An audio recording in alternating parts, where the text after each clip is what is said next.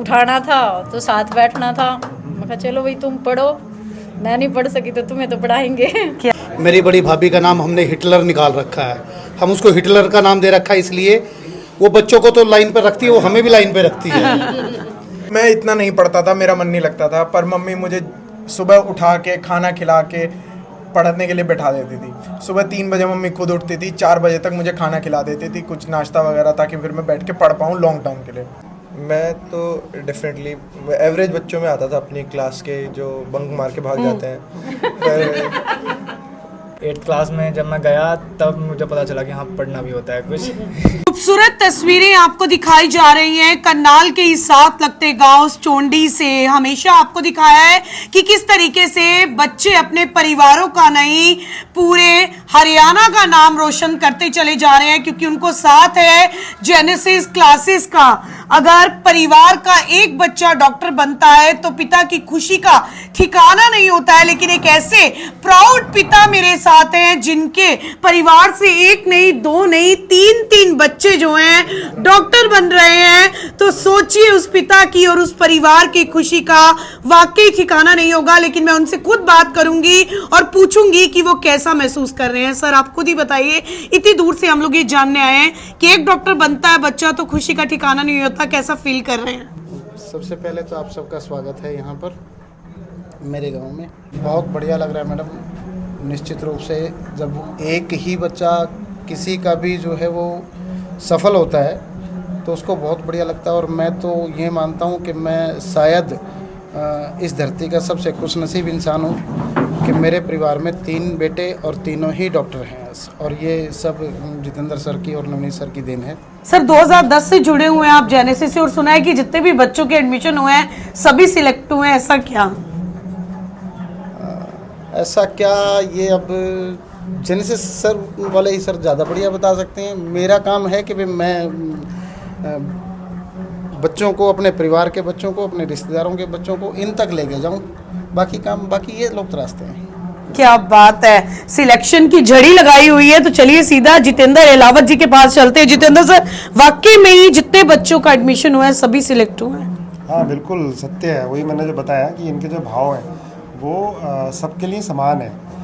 अपने बच्चों को तो उन्होंने एडमिशन कराया है और हम देखते थे कि जिसका भी एडमिशन लेकर आ रहे हैं, अपने रिश्तेदारों का, अपने भाई के बच्चों का, तो जो उनकी देख रेख थी ना वो उसी तरह से जैसे अनुराग के लिए, अरुण के लिए थी कि रेगुलर हर पीटीएम पे आ रहे हैं। बच्चों के नंबर कम हुए तो कभी नवनीत सर को पकड़ा, कभी मुझे पकड़ा, लगातार शिफ्ट हुए गांव से। देखो ये इनका पैतृक मकान है, इस गांव से बच्चों के लिए शिफ्ट हुए, खुद फिर दूर जाते थे अपनी जॉब करने के लिए।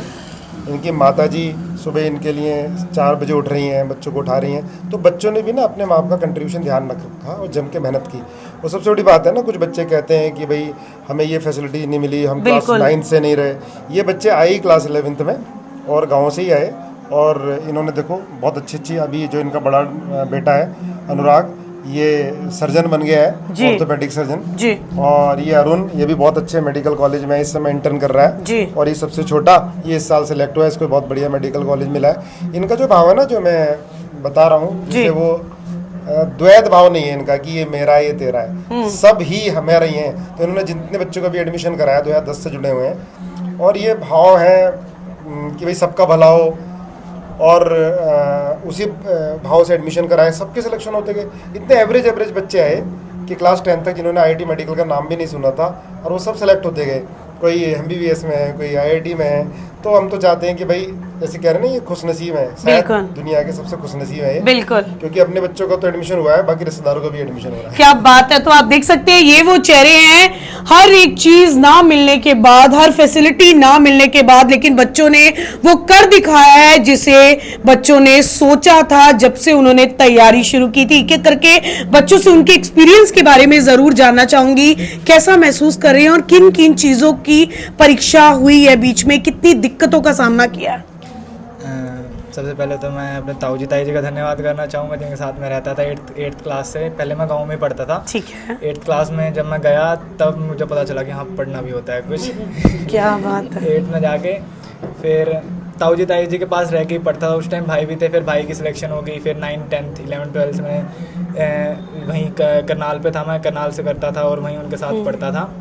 और दिक्कतें तो आती रहती हैं, लेकिन वही बात है जब बड़े खड़े होते हैं फिर क्या ही दिक्कत होती है। जेनेसिस को लेकर क्या कहेंगे, कितना चेंज आया आपकी स्टडी करने में?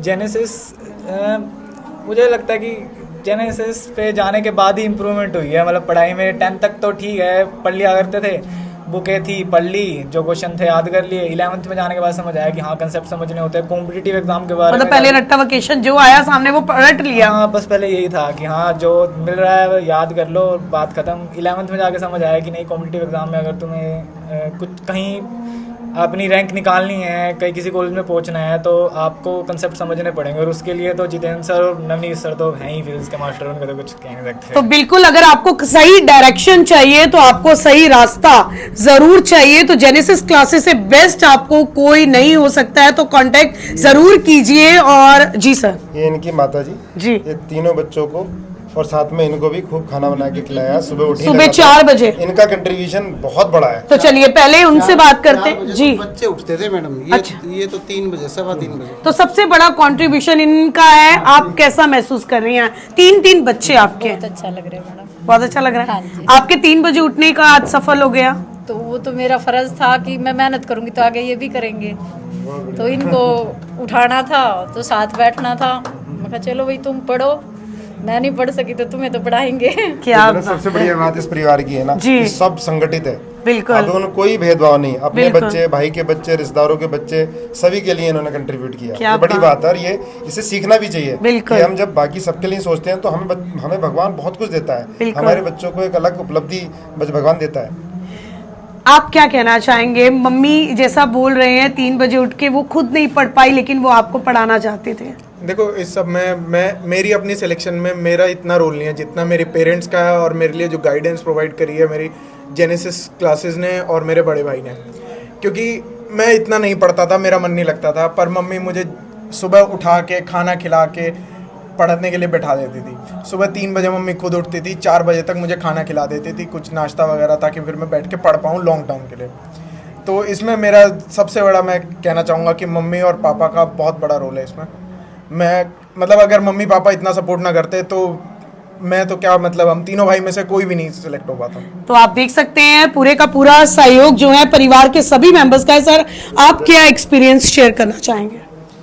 मैं तो डेफिनेटली एवरेज बच्चों में आता था अपनी क्लास के, जो बंक मार के भाग जाते हैं। पर जैसे 11th क्लास स्टार्ट हुई तब भी मैं बहुत एवरेज था। बट वही होता है कि फिर मैं सर से मिला, सर ने मेरी लाइफ बदली। मतलब मेरा जो स्ट्रॉन्ग होल्ड था लाइफ का वो फिजिक्स था। ठीक है। तो नवनीत सर, जितेंद्र सर मिले, फिर मम्मी भी मेरे साथ बैठते थे। जैसे मेरे साथ तो ये हुआ कि मैं पढ़ता नहीं था, तो मम्मी खुद उठ के मेरे साथ बैठे रहते थे और मेरे को देखते रहते थे कि ये पढ़ रहा है नहीं पढ़ रहा है। लेकिन एक एवरेज स्टूडेंट डॉक्टर कैसे बना? मुझे लगता है कि उन एवरेज स्टूडेंट्स को ये मैसेज जरूर जाना चाहिए।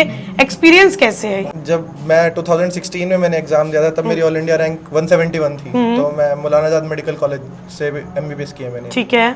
अब मैं सफदरजंग में हूँ। ऐसा नहीं है कि एवरेज स्टूडेंट ही आगे जाता है। It's not about average, it's about कि आपने कितना समझा और आपने कितना अप्लाई किया और आपको कितना सपोर्ट था। Everything matters.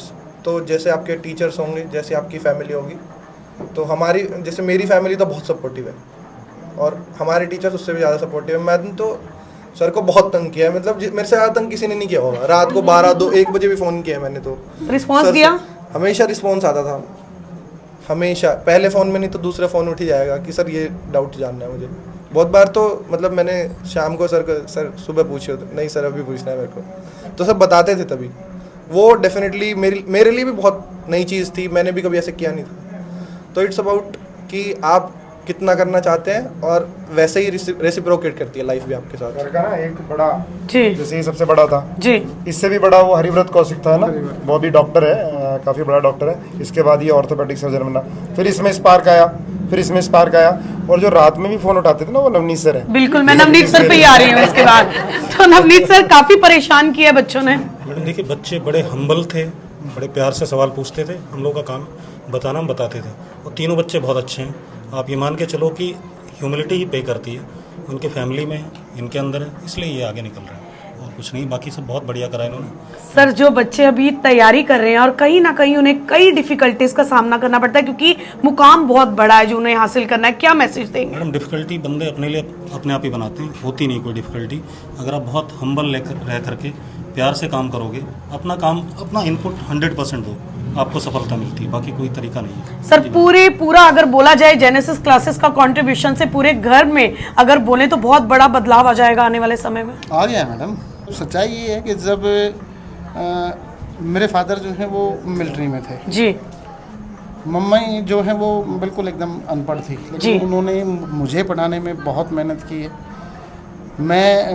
हम क्या सोचते थे कि भाई पुलिस में चले जाएंगे, फौज में चले जाएंगे, पटवारी लग जाएंगे, बिल्कुल, इससे ज़्यादा हमारी सोच थी ही नहीं जी। मैं यहाँ मतलब फर्स्ट टाइम जेनेसिस में मिल करके मुझे यूँ पता लगा कि हाँ मतलब इससे बाहर की भी दुनिया है कुछ जी। फौज से, पुलिस से, पटवारी से, इससे बाहर की भी दुनिया है।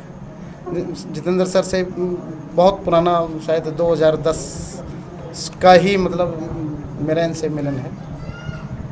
इनसे ही पता लगा कि हाँ यूनिवर्स जो है वो बहुत बड़ा है। बिल्कुल सर। कैसे जितेंद्र सर, एक सवाल जरूर लेना चाहूंगी, डॉक्टर बनना बहुत टफ, मतलब बहुत बड़ी चीज लग जाती है पूरी, मतलब बच्चा प्रैक्टिस करता रहता है, परिवार सोचता रहता है कि घर से कोई एक डॉक्टर, लेकिन जब से करनाल में जेनेसिस क्लासेस आया आपने ये बहुत इजी कर दिया है कि बच्चा डॉक्टर बहुत इजीली बन सकता है, कैसे पॉसिबल? इजीली बन जाता है। जैसे नवनीत सर ने कहा है ना कि रेगुलर प्रैक्टिस बहुत जरूरी है, कंसिस्टेंट, डेली का वर्क डेली करे, और जो भी बच्चा परेशानी में आ रहा है ना उसका अपना ही कारण होता है, जिन्होंने बोला है।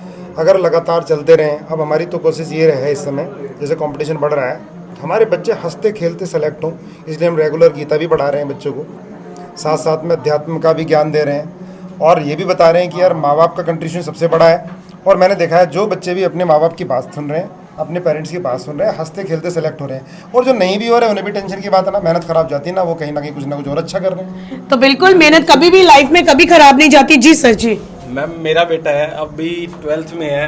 हाँ, वो पहले स्मालखा में पढ़ रहा था, पहले 9th-10th में सरी के पास था, ठीक है। अभी भाई के पास ही रह रहा है, वो भी वहीं रहता है जहाँ पे जिस कमरे में ये पढ़े थे वो भी उसी कमरे में बैठा है और वो भी उन्हीं टीचर्स के पास है। स्पेशली नवनीत सर की क्लास लगाने के लिए सुबह का बैच लगाता है, फिर शाम को सिर्फ नवनीत सर की क्लास लगाने के लिए बैठा रहता है। क्या बात है। And is preparing for IIT। क्या बात है सर, आप कुछ कहना चाहेंगे? काफी अच्छी चीजें आपने यहाँ पर देखी, क्या?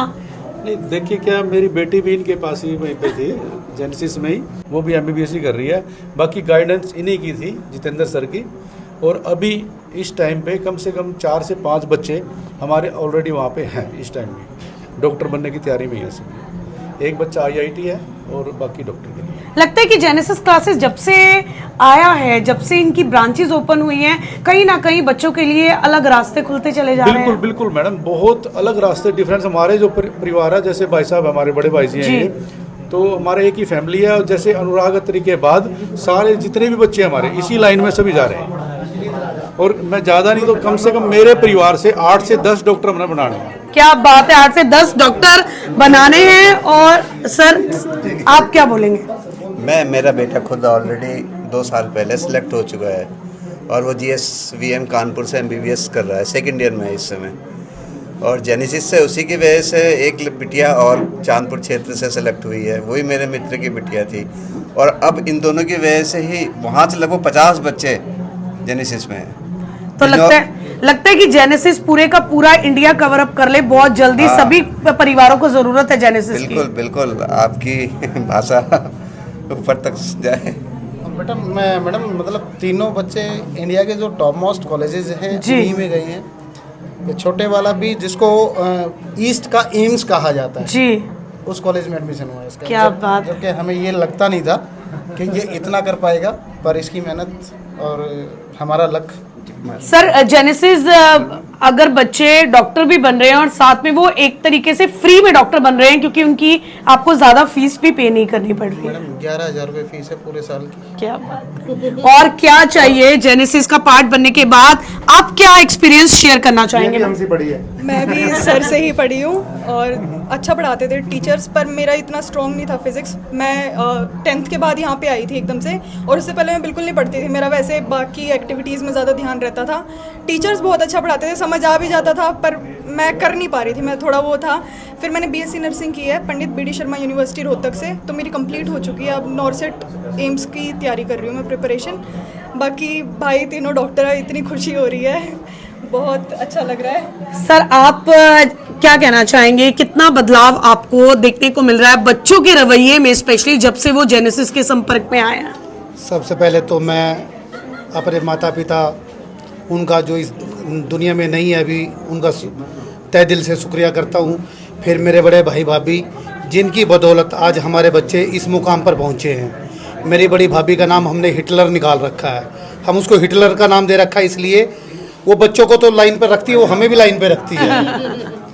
और सर उन्हीं की वजह से शायद तीनों बच्चे आज आपके परिवार में 3 डॉक्टर ये हैं। मेरी गुड़िया ये भी हो जाती जी, लेकिन इसने खुद ही अपने आप को किया, बोला नहीं मुझे तो BSc नर्सिंग करनी है।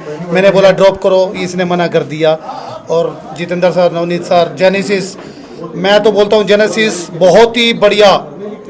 अगर यहाँ पे, अगर यहाँ की कुरुक्षेत्र वाला भी, और इनका तो है ही है, इधर से तो हर बार 70-80 बच्चे देना एक मायने रखता है मैम। बाकी तो और भी इंस्टीट्यूट है यहाँ पे, इतना जो नहीं है, क्योंकि जेनेसिस से मेहनत करते हैं बिल्कुल। टीचर बच्चों में और अपने में कुछ फर्क नहीं समझते, वो बच्चों के साथ बिल्कुल अपनापन दिखाते हैं, तभी तो बच्चे कामयाब होते हैं। और ये तो उनका प्यार है भाई, इतने उससे उनको करना। और शुक्रगुजार है हम जेनेसिस के, जिन्होंने हमें इस लायक पहुंचाया कि आज हमारे तीनों बेटे गांव के अंदर की तीनों डॉक्टर हैं, और बेटियां एक BSc नर्सिंग किया हुआ है। क्या बात है। तो अगर आप भी चाहते हैं आपके बच्चे जिंदगी के उस राह में हैं जहां पर कई मुसीबतें हैं, कई कठिनाई हैं, अगर आप भी चाहते हैं जेनेसिस से एक बार संपर्क करना, दिए गए हेल्पलाइन नंबर पर, दिए गए एड्रेस पर विजिट जरूर करें। करनाल बात करना चाहते हैं, कुरुक्षेत्र बात करना चाहते हैं, पानीपत, शामली, किसी भी जगह पर, तो पूरे नंबर एड्रेस आपके पास है, संपर्क कर सकते हैं। लेकिन अपने बच्चे के फ्यूचर के साथ किसी भी तरीके का खिलवाड़ ना करें, जेनेसिस क्लासेस से एक बार संपर्क जरूर करें। आप देख रहे हैं करनाल की आवाज, रचना तलवार के साथ सीधी तस्वीरें।